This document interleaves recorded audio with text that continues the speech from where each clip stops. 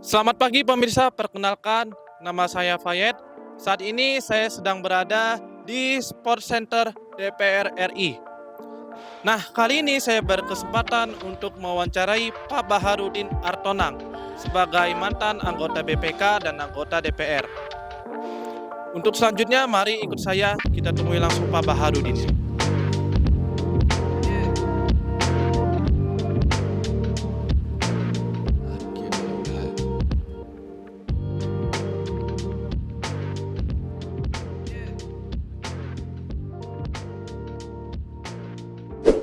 Perkenalkan terlebih dahulu Pak, saya Fayed Maulana Panggabean dari mahasiswa Akademi Televisi Indonesia. Saat ini saya sedang ditugaskan oleh dosen saya yang bernama Pak Suradi untuk mewawancarai Bapak sebagai mantan anggota BPK dan Anggota DPR. anggota DPR. Bolehkah Bapak perkenalkan terlebih Nama dahulu? saya Baharudin Artonang, Iya. bekas anggota DPR, kemudian menjadi anggota BPK. Oke. Baik Pak, bolehkah Bapak ceritakan latar belakang pendidikan Bapak? Apa ya? Latar belakang pendidikan Bapak itu seperti apa? Pendidikan saya terlalu jauh sebenarnya dengan konteks apa ini. Saya itu masuk SAA Negeri di Medan, SMA di Bandung. Kemudian saya tes masuk TB. Dulu UGM itu selalu masih terpisah dari TB. Tes saya di UGM terima, pindahlah saya ke UGM. Fakultas Farmasi UGM. Ini riwayat pendidikan saya. Tetapi ketika saya di Jakarta, saya ambil lagi magister hukum organisasi dan doktor hukum, doktor ilmu hukum. Jadi saya sarjana farmasi, apoteker, magister hukum, tapi doktor juga, doktor ilmu hukum.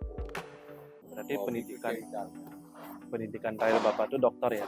ya, pendidikannya doktor. Siap. Ini anak lama saya meneliti tentang BPK, sehingga saya menulis buku tentang BPK, disertasi maupun dengan pengalaman. Itu ceritanya.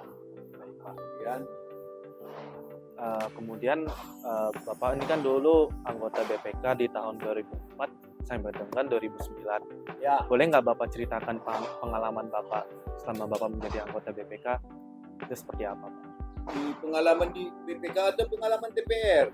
Pengalaman Jangan BPK saya ini DPR. Pak DPR dong dia. Iya. Karena Pak Suradi yang menurut menugaskan, saya kenalnya Pak Suradi itu di DPR. Boleh Pak diceritakan? Ya, di DPR itu saya sebenarnya 98 itu reformasi, ya kan? Saya dulu sejarahnya sebenarnya kuliah di UGM, saya aktif di senat di HMI Farmasi, senat mahasiswa Fakultas Farmasi, majelis mahasiswa UGM, sampai dewan mahasiswa UGM. Jadi saya lebih banyak aktivis, makanya lama lulusnya 9 tahun. Nah, kemudian dari situ saya kemudian penataran P4 bagi mahasiswa, kemudian di Jakarta juga saya berdalam nanti jadi penataran Manggala BP7.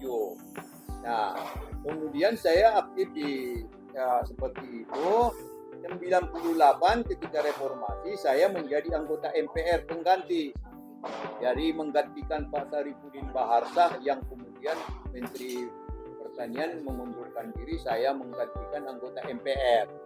Karena saya sudah jadi calon legislatif dari DPR Golkar dari Sumatera Utara, kemudian saya menggantikan.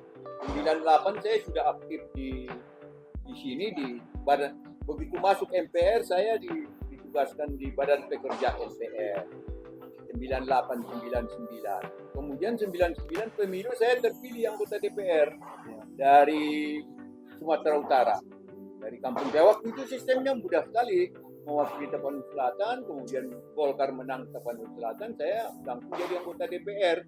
Biayanya juga murah sekali, paling-paling saya biaya keluarga aja saya bawa ke kampung 2 juta Pak Ade. Gak ada suap menyuap, gak ada itu istilahnya itu. Nah, kemudian saya jadi anggota DPR, kukuhlah saya di Badan Pekerja MPR. Waktu itu rakyat meminta Undang-Undang Dasar dirubah di amandemen. Nah, saya ditugaskanlah oleh fraksi saya di situ. Jadi jangan seperti yang sekarang diributkan orang-orangnya MPR minta. amandemen, kita justru rakyat yang meminta, ditugaskan dari kita. Nah, kemudian di DPR saya juga di Komisi 7, kemudian di Komisi 9. Itu sejarahnya. Nah, ya makanya saya kenal Pak Suradi. Pak Suradi ini pimpinan kelompok wartawan di DPR. Saya sering sekali ke pressroom, kemudian bertemu mereka, makanya saya kemudian kenal baik. Dan wartawan-wartawan lain, sudah banyak itu apa. Nah, kemudian saya sering jadi narasumber oleh wartawan karena tadi utama perubahan undang-undang dasar, karena saya tiap hari ada di situ gitu loh. Jadi jalan ceritanya, tiap hari mampir, ditanya, tapi teknik wawancaranya ya sederhana banget, tanya aja semua ngobrol-ngobrol. Nggak formal berarti Pak ya? Apa? Nggak formal ya? Nggak formal. Kemudian ya apa yang mereka butuhkan mereka tulis saja. Kemudian sesudah itu ya sudah, saya kemudian tidak ingin lagi untuk periode kedua di DPR. Kemudian saya teman-teman di teman saya DPR mengusulkan saya masuk ke BPK. Pilih saya anggota BPK 5 tahun satu periode. Nah, karena saya memang pada dasarnya sudah akrab dengan teman-teman wartawan, berlanjut lagi. Apalagi kemudian di BPK saya ditunjuk sebagai juru bicara BPK, tiap hari saya dengan wartawan. Begitu ceritanya. Apalagi boleh Bapak ceritakan nggak habis Bapak pensiun dari anggota BPK dan DPR, aktivitas apa aja yang Bapak lakuin? Tadi saya lihat main tenis tadi. Ya, kerja saya ya, kalau tanya apa kerjanya tenis? Tenis Pak tadi. Iya, itu tenis. Makanya saya juga tenis. Selain itu apa lagi Pak olahraga? Nah, yang kemudian saya sudah orang pensiunan lah. Cuma memang kan saya kan sejak kecil, sejak di kampung, sejak mahasiswa saya aktif, tidak pernah diam saya. Jadi Anda tanya apa pekerjaan saya, ya apa saja, macam-macam. Pokoknya baca koran, menulis, main Facebook. Anda lihat di Facebook saya paling rajin itu. Sekali 2 hari posting berita, wawancara ratusan. Kemudian kalau ada yang minta ceramah, ya ceramah, minta tulisan, minta wawancara seperti ini kan juga aktivitas Iya, ini. benar Pak. Kali kau anggap nggak aktivitas ini. Seperti tadi malam juga ada teman saya yang kerja sama pengacara, Makdir Ismail, pengacara senior, minta masuk 70 tahun minta saya tulisan, saya ikut tulisan lembar. Karena kebetulan sejak pagi saya tidak kenal, ya saya menulis. Sebelumnya Pak Teo Sambuaga, teman saya di BPK NPI di DPR, pasti peluncuran bukunya di Sabtu di sini, Hotel Mulia, saya menulis buku tentang itu. Ya itulah aktivitas saya. Iya Pak. Kalau aktivitasnya banyak, menulis judul dan semacamnya, ya kan. Tapi ya dengan nggak ada perusahaan sudah. Itu apanya ceritanya. Apalagi Baik Pak, tadi kan saya nanya pengalaman Bapak di anggota DPR. Boleh nggak Bapak ceritakan di anggota BPK-nya Pak? sama aja. Sama aja sih. Sama aja kan. Aktivitas di BPK itu ya saya kebetulan mula-mula saya membidangi daerah. BPK itu pemeriksaan keuangan negara dan keuangan daerah. Keuangan negara itu kan mencakup keuangan pemerintah pusat dan keuangan pemerintah daerah. Nah, saya ditugaskan mengurusi daerah tengah periode, mulai dari Sabang sampai Merauke, belum dipisah. Saya kebetulan di Pasar itu kan saya yang perubahan undang-undang dasar BPK itu makin luas. Pasal ini juga menarik ini nanti sebenarnya ketika saya singgung tadi soal IKN. Di Undang-Undang Dasar itu ditegaskan bahwa pasal 23G ayat 1 BPK berkedudukan di ibu kota negara. Satu-satunya lembaga negara yang di Undang-Undang Dasar itu tetap dirumuskan di ibu kota negara dan memiliki perwakilan di setiap provinsi. Walaupun mereka tidak peduli tentang BPK, tapi ini saya menceritakan apa yang esensi yang sesungguhnya kan. Makanya IKN BPK ditanya dilibatkan enggak katanya. Ini lucu kan, padahal konstitusi tegaskan berkedudukan di ibu kota negara. Nah, tapi Anda tanya tadi aktivitas saya mulai dari Sabang sampai Merauke. waktu perubahan Undang-Undang Dasar itu kemudian tadi juga saya katakan Anda pasal 23G ayat 1 berkedudukan di ibu kota negara dan memiliki perwakilan di provinsi. Ya. Waktu itu kami masuk di BPK 2004, perwakilan itu baru 9.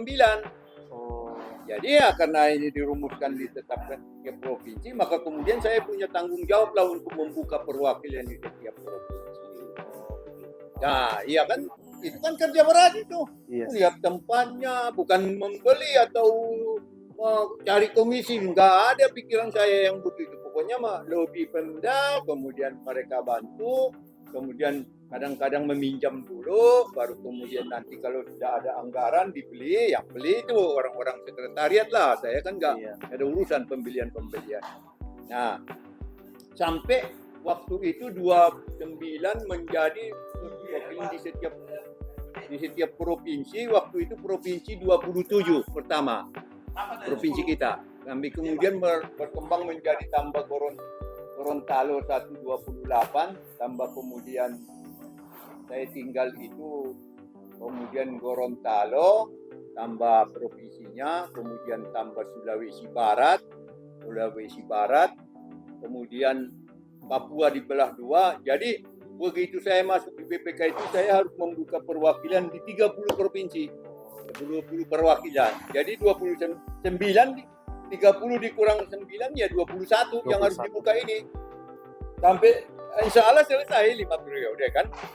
Kemudian dengan perangkat orangnya sama tugas-tugasnya, pemeriksaan APBD, BUMD dan semacamnya. Ya, itulah tugas saya setengah periode 3 tahun. 3 tahun kemudian saya pindah ke Ambing Camat 3, anggota 3 menangani laporan keuangan pemerintah pusat khususnya lembaga negara, DPR, MPR, MK, MA, KY, kemudian DPR, DPD, MPR, Mahkamah Agung, Mahkamah Konstitusi, kemudian Seknek, kemudian Komisi Yudisial, sama BPK sendiri. Nah, membidangi itu, laporan keuangannya kan harus ditata. Iya, benar. Nanti kalau apa itu BPK nanti saya kasih buku saya. Itu bacalah supaya nanti kalian juga jangan nanya, oh BPK, kantornya bukan dong, apa itu ada di buku saya itu mulai dari filosofinya sampai kemudian pada teknis pelaksanaan pekerjaannya. Panjang banget, itu disertasinya aja 6 tahun deh pun. Kemudian saya menulis buku lagi, kan? Karena saya sejak kecil, sejak mahasiswa, saya sudah biasa mengatur waktu supaya termanfaat dengan baik. Ini penting untuk kalian generasi muda. Di samping saya sekolah, di samping ini kan saya sudah cerita di UGM, saya kuliah di farmasi, tiap hari ada kuliah dan praktikum. Tapi saya bisa juga kemudian aktif di senat mahasiswa, di majelis mahasiswa, dewan mahasiswa. Itu kan perlu manajemen waktu yang baik. Nah, itu saya sudah terlatih. Maka kemudian ketika ke DPR juga saya anggota DPR aktif saya. Suradi kalau tahu, kalau ditanya nanti betul nggak tiap, saya insya Allah ketika saya 5 tahun jadi anggota DPR, setiap jam kerja, ya, waktu itu jalan libur bersama. Jam 6.15 saya sudah sampai di komplek ini. 6.15. 6.15 ya Pak. Dan saya tahu siapa yang duluan datang. Yang duluan datang 2 anggota TNI, 1 komandan marinir, saya kenal baik itu, 1 ibu-ibu cantik angkatan laut, nanti saya cari itu. 1 lagi yang namanya Permadi SH. Almarhum 2-3 hari yang lalu. Jadi saya hafal betul. Jadi setiap saya datang 6.15, mereka itu sudah ada. Mobilnya saya tahu. Saya tanya nanti, itu loh, makanya nanti Pak Suradi boleh cek sama dia, betul apa? Jangan-jangan ngomong ke dia, itu Bapak. Tanya aja dia. Iya, Ini Pak. bukti betul nggak? Makanya saya tahu gang-gang di situ pun saya tahu semua. Di DPR itu bagaimana memotong dari MPR ke DPR, bagaimana dorong-dorongnya. Tahu saya. Iya. jadi bukan ngomong gede, enggak. Ditanya ya Suradi. Makanya Suradi akrab kan. Bagaimana saya melintas dari Nusantara 4 ke mampir dulu di press room kayak gedung kami. Nah, apalagi tadi ceritanya, karena pengalaman membagi waktu itu, maka kemudian terbiasa. Disiplin, jujur itu dulu yang pertama. Iya Pak. Rajin, Rajin. kemudian disiplin, Jujur, rajin, disiplin, konsisten. Konsisten ya Pak. Ya, pintar mengatur, otomatis nanti itu kan kalau disiplin mengatur waktu. Iya. Ya kan? Ya anak muda itu yang lemah nih sekarang nih. Terutama konsistensi. Ya kan? Nanti ya kau dia tanya nih anak buahnya bapak ini. Minggu lalu itu penuh orang latihan. Minggu ini hilang semua. Nanti sebulan lagi muncul lagi karena tidak konsisten. Nggak konsisten berarti itu Pak. Ya, tidak teratur dia mengatur waktu. Iya. Padahal hidup itu perlu konsistensi, perlu Iya. disiplin. Mengatur waktu untuk jaga kesehatan. Ya kan? Benar sekali. Nah, itulah. Jangan pernah tahu terapkan di dalam dirimu. Siap. Itu yang menarik. Di BPK juga begitu. Saya selesaikan tugas saya selesaikan disertasi saya, kemudian saya menulis buku. Alhamdulillah saya bisa selesaikan dengan baik. Itu yang bisa saya banggakan itu. Bukan saya jadi mentor atau jadi presiden apain. Yang penting kan tugas dilaksanakan baik. Iya. Dia anggota DPR, apa yang memberatkan Bapak gitu di tugas Bapak? Nggak ada. Nggak ada ya Kalau Pak? kita melaksanakan tugas itu dengan niat yang baik, innamal a'malu binniyat, niat kita baik, bagaimana menyelenggarakan negara, menjadi mewakili rakyat, bersuara. Nggak ada. Kalau kita niatnya yang tidak baik, ya pasti banyak masalah. Iya benar. Jadi saya dituduh orang juga, tanya Pak Suradi. Nggak ada, karena saya seperti tadi. Demi Allah saya satu periode di DPR. Yang kedua, ketuanya Akbar Tanjung.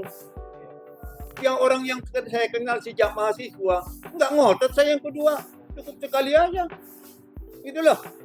Jadi saya ringan aja. Makanya saya bisa ngomong apa adanya, menulis buku. Kalau buku you tulis, dibaca semua orang. Nggak bisa kau bohong. Nggak kau bisa menipu. Iya benar. Iya kan? Nah, kecuali kau tidak menulis buku. Nah, tapi karena kita juga apa adanya, ya bisa menulis buku.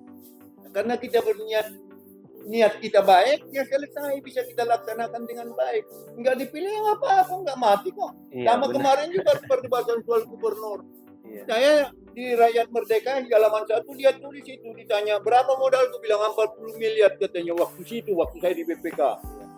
Jadi kalau ada di saya 40 miliar, saya berhenti dari BPK ini. Makanlah dia untuk gubernur itu, aku bilang. Ongkang-ongkang saya mending hidup dengan itu, menulis buku dan pensiun, aku bilang. Ini tulis oleh Rakyat Merdeka, halaman 1 itu.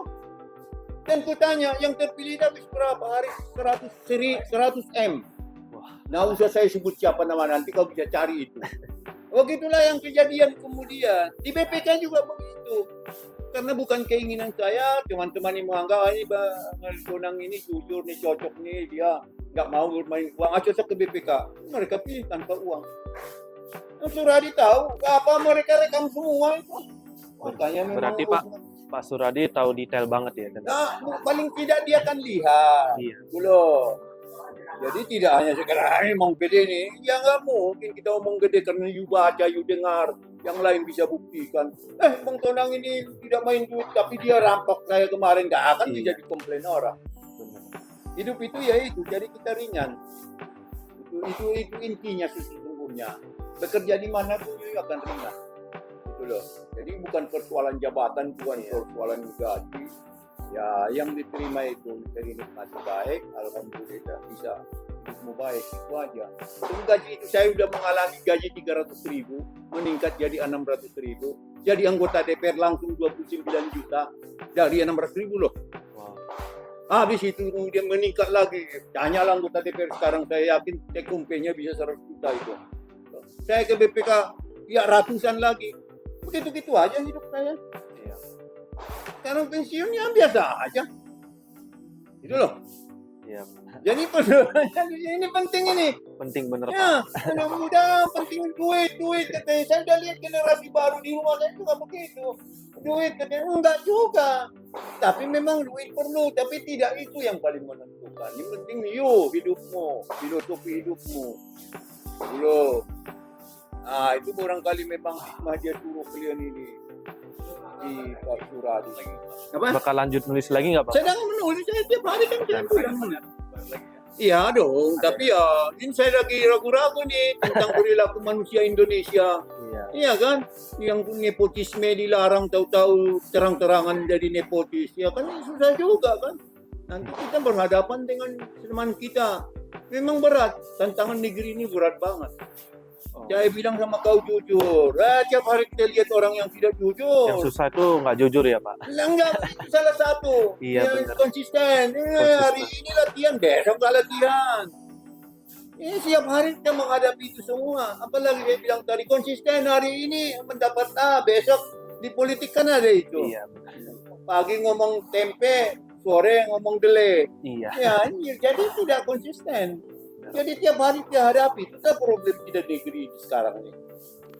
Iya, menyangkut semua bidang. Nanti kalau dalam sesuatu itu terjadi. Ya, kalau modalmu seperti itu, insya Allah ya negerinya kan baik. Tapi kalau otakmu seperti orang lain itu, duitnya modalnya duit, nanti kau masuk ke sini merampok duit lagi. Iya. Menggantikannya ngapain? Anak muda begitu udah di bidangmu aja kembangkan dengan baik, dengan jujur. Ya kan, berpolitik kan di rumah kita yang berpolitik. Itu kan nyoblos, itu kan ngasih suara, itu kan politik itu. Ini mau ngatur apa? Jangan anggap politik harus ke partai, harus ke DPR. Enggak juga. Kita anggap warga negara baik, itu berpolitik. Berpolitik itu dalam konteks arti yang luas, bukan politik praktis masuk ke partai politik. Nah, kalau kamu mau masuk partai politik, silakan. Tapi ya pakai modal seperti itu tadi. Kalau tidak ya memang yang lebih bagus jangan. Sekarang memang masanya seperti itu. Kemarin juga biayanya mahal. Mahal Pak. Iya, karena memang ya seperti semua orang juga rakyat juga minta duit. Iya kan, akhirnya semuanya bergantung duit. Anak muda itu jujur, konsisten, disiplin, dan ilmu. Nilai-nilai agama jalankan. Ada teman saya, ayat-ayat dia bukan, tapi dia ajaknya aku taruhan main tenis. Apa pula kau mau main tenis? Bukan hanya di online, lapangan tenis pun ada juga yang main. Benar. Mana? Wah. Proses apa yang dikatakan proses itu adalah kunci utama itu. Iyalah, tapi niat yang baik. Tapi Jangan niat yang baik, kemudian, Pak. kan saya berniat bagaimana merampok duit di negara ini. Gitu loh. Jadi Siap. itu ya surangkaian. Nama lama niat, tapi niatnya yang baik. Ya kan, adil, sejahtera, rakyat makmur. Itu baru niat yang baik. Kalau saya juga berniat baik bagi anggota DPR, habis itu nanti merampok duit negara ini. Ya, itu bukan niat yang Niat buruk tuh Pak. ya, itu niat buruk, jangan. Jadi Iya Pak. baik. Gitu loh. Tapi kan tadi kan pertanyaannya saya singkat seperti itu. Modal utama itu kan makanya saya kunci di situ innamal a'malu binniyat. Niatmu ini baik ya. Atau bagaimana sih niatmu mau bekerja itu kan itu aja. Sekarang tantangan berat banget, terutama untuk Iya, makin berat sekarang tantangan. berat banget, berat banget. Saya tahu kebetulan anak saya juga. Iya, mulai semua orang bicara duit. Padahal semua orang kerah karena permainan duit. Iya. Ya kan dilematis. Duit Kalau semua. saya jadi nggak mau lagi. Di DPR, wallahi yang kedua itu nggak tertarik saya. Di Iya. BPK, wallahi yang kedua itu nggak tertarik saya. Karena sudah dimintai duit. Kalau yang pertama nggak main duit, paling saya habis puluhan juta membawa keluarga saya ke kampung, ke Sidimpuan. Golkar menang, saya yang pertama tercatat anggota DPR. Makanya saya bisa menulis jujur. Makanya saya tidak perlu merampok. Ya, tanyalah orang dari Sidimpuan. Golkar menang 99, saya jadi anggota DPR. Sederhana banget. BPK, teman-teman saya itu pilih saya karena ini orang nggak main BPK, udah nggak ada duit keluar, satu sen nggak keluar duit. Yang kedua sudah dimintai, mampuslah kalian semua. Gitu loh, oke? Baik Pak. Clear, nanti Itu tinggal aja. buku saya aja. Terima kasih Bapak atas Iya, waktunya. oke.